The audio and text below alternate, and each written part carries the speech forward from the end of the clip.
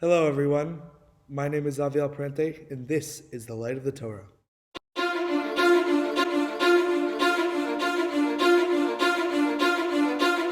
This week's Parsha is Parshat Vayechi. It's the final Parsha in Sefer Bereisheet, which is why, after the Torah reading this Shabbat, we will be saying Chazak Chazak V'NitChazek, which is the phrase that we say after we finish a Sefer in the Torah. This week, we close off the Sefer with Yaakov Avinu blessing his children as he is going to pass away.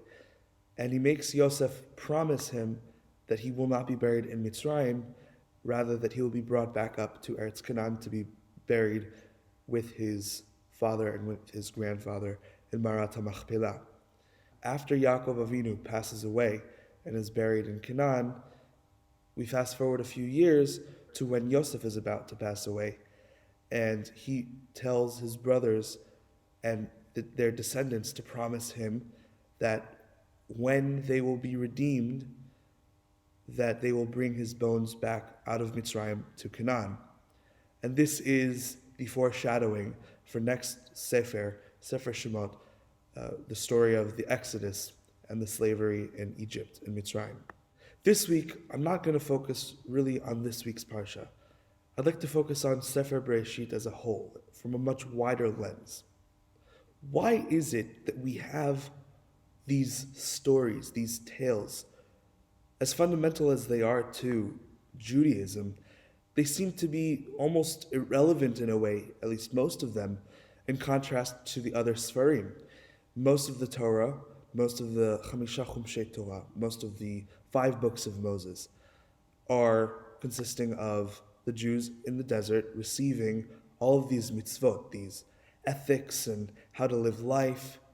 But in Sefer Bereisheet, we get all of these different stories. We start with the story of the miraculous creation with all of the acts of God. We go into the story of Adam and Chava in Gan Eden and the eating of the fruit of the Etz Hadat. Then we go into the story of Cain and Hevel. From there, we transition to the story of Noach and the flood. Then the building and destruction of Migdal Bavel.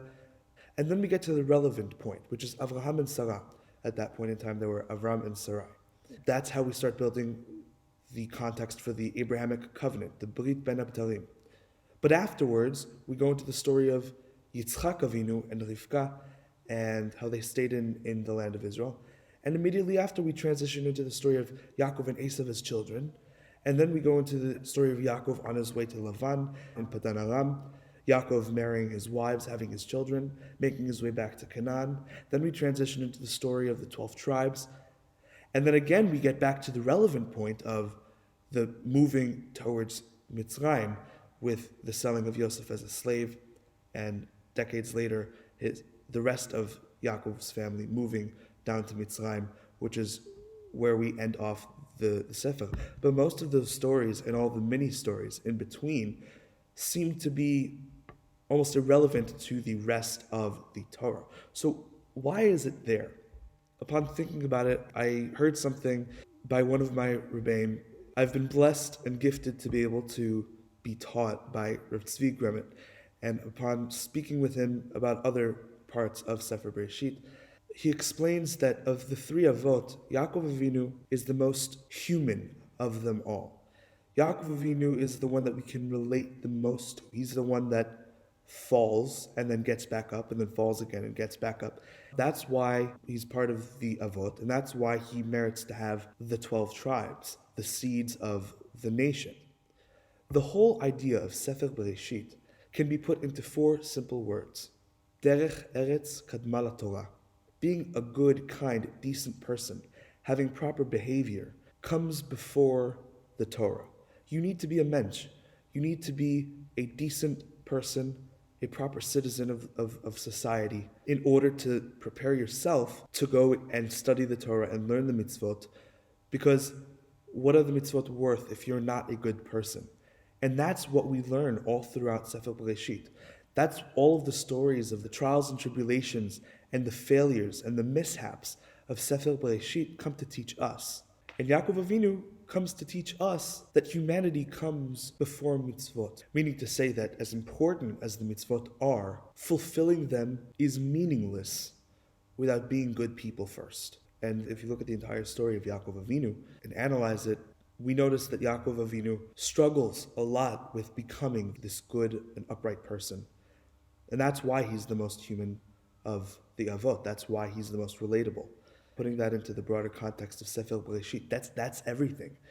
Adam and Chava being kicked out of Gan Eden, the story with Cain and Heva, the entire story with Lot and Avraham, and the story of Sodom and the destruction, Migdal Bavel, the flood, all the way through to the story of Yitzchak and Ishmael, to Yaakov and Esav, to the 12 tribes selling Yosef. All of these stories come to teach us one thing. The framework of Sefer Bereisheet is Derech Eretz Kadma Torah. With that, I wish everybody a Shabbat Shalom, and I hope that we can all garner that courage to do a little bit of introspection, or a little bit more than we've done in the past. Try to self-improve, make yourself a little bit better, so that way not only can you prepare yourself for the Torah and for the mitzvot, but so that way it benefits everyone else and all of society. Derech Eretz Kadma Torah. Thank you and Shabbat Shalom.